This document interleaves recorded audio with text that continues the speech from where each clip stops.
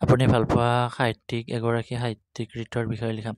শিৱসাগৰৰ প্ৰসিদ্ধ পুৰুষ দীননাথ বেজবৰুৱাৰ অন্যতম পুত্ৰ জোনাকী কাকতৰ যোগেদি সাহিত্যত যুগান্তৰ অনাসকলৰ ভিতৰত লক্ষ্মীনাথ বেজবৰুৱা সৰ্বপ্ৰণালী। তেওঁ বহুমুখী সাহিত্যিক প্ৰতিভাৰ দ্বাৰা অসমীয়া সাহিত্যৰ সকলো বিভাগৰ পৰিপুষ্ট সাধনা কৰিছিল। সেইকাৰণে কোনো সমালোচনাকে ৰোমান্টিক প্ৰভাৱৰ প্ৰায় ২৫ বছৰীয়া কালছোৱাক বেজবৰুৱাৰ যুগ বুলি অভিহিত কৰিব সহজ। তেওঁ আছিল একাধাৰে কবি, নাট্যকাৰ, হাস্যৰসিক, গল্প শিল্পী আৰু সমালোচক। তেওঁৰ সাহিত্যিক জীৱন আৰম্ভ হয় লৃতিকাই নাটকৰ ৰচনাৰ পৰা আৰু তাৰপিছত ৩খন প্ৰহসন 1894 নোমল পাচনি আৰু চিকৰ পুথি নিকৰ পুথি 1913 চনত প্ৰকাশ পায়। বেজবৰুৱাৰ প্ৰহসন কেইবাখনৰ প্লট বা কাহিনী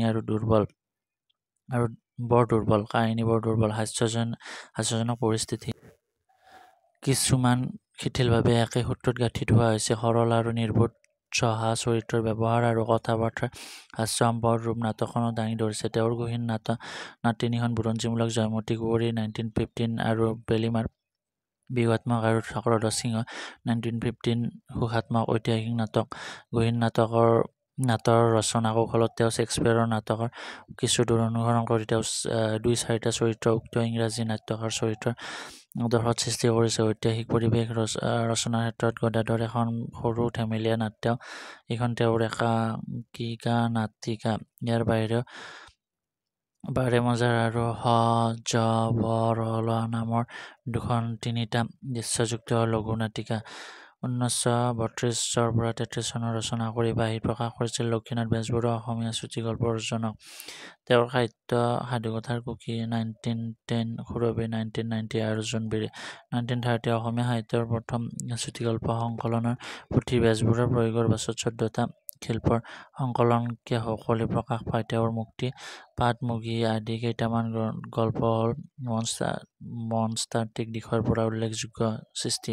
তেওঁৰ বহুতো গল্পত প্ৰাসংগিক বিষয়ৰ ওপৰত অধিক মনোনিৱেশ কৰাত চুটিগল্পৰ ঐক্য বা সংহতি হ্ৰাস হৈছে। কিন্তু ভদৰী, জলকুঁৱৰী, কন্যা, ধোৱা শোৱা আদি কিছুমান ক্ষুদ্ৰ গল্প আয়তনৰ ভিতৰতে আবেদনশীল কৰিবলৈ সক্ষম হৈছে। বেজবৰুৱাই ঘনিষ্ঠভাৱে জনা বঙালী আৰু কোলমুণ্ডা সমাজৰ চৰিত্ৰ লৈ ভালেকেইটি গল্প ৰচনা কৰা হৈছে। পুত্ৰবান, পিতা কাশীবাসী, লাওখোলা আদিৰ গল্পৰ পটভূমি বঙালী সমাজ আৰু কন্যা, ৰতন মুণ্ডা আদি গল্পৰ পটভূমি জনজাতীয় কোলমুণ্ডা সমাজ। বেজবৰুৱাই কৃপাপৰ বৰুৱা ছদ্মনামেৰে জোনাকীত ব্যংগ আৰু হাস্যৰ ৰসপূৰ্ণ যি প্ৰবন্ধ প্ৰকাশ কৰিছিল, এয়া কৃপাপৰ বেজবৰুৱাৰ কাকতৰ টোপোলা নাম লৈ 1904 চনত প্ৰকাশ হয়। উশাত ওলোৱা ২-এটা প্ৰবন্ধৰ সমষ্টি কৃপাপৰ বৰুৱাৰ উদ্বোধনী 1909 বাঁহী কাকতত প্ৰকাশ পোৱা প্ৰবন্ধৰ সমষ্টিয়ে কৃপাপৰ বৰুৱাৰ ভাৱৰ বুৰবুৰণি 1951, বৰবৰুৱাৰ বোলনি 1964 কাকতৰ টোপোলা আৰু উভতনিৰ প্ৰবন্ধ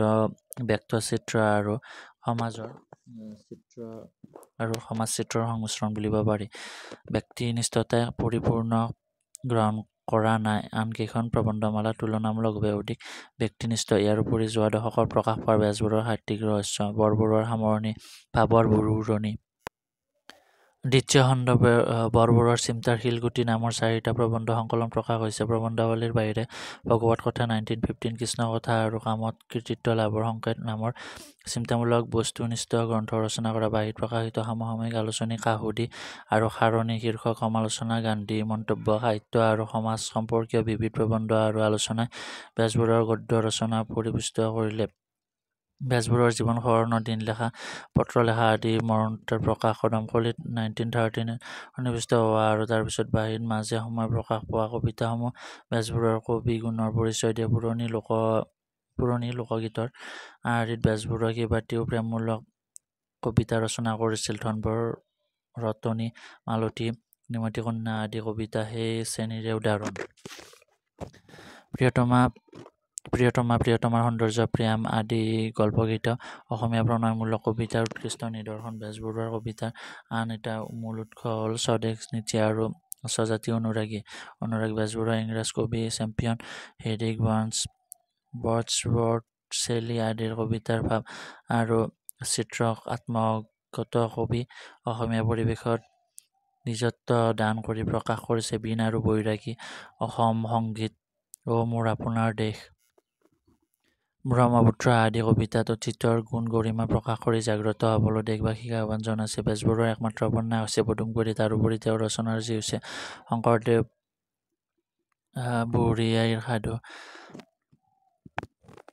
ককাদেউতাৰ আৰু নাতিলৰ 1912, চিকৰপতি নিকৰপতি, নুমলীনিজ পাচনি 1913, ভাগৱত কথা, বেলিমাৰ চক্ৰধৰ সিংহ 1917 আদি 1864 চনত জন্মগ্ৰহণ কৰা অসমীয়া সাহিত্যিক জগতৰ ভোটাতৰা লক্ষ্মীনাথ বেজবৰুৱাৰ সাহিত্য কৃতি কৈ শেষ কৰিব নোৱাৰি। 1938 চনত সাহিত্য জগতত শোকৰ ছাঁ পেলাই অসমীয়া জাতিয়ে চিৰদিন স্মৰণ কৰিব পৰাকৈ অৱদান আগবঢ়াই এই মহান মনীষীয়ে ইহ সংসাৰ ত্যাগ কৰে। Thank U.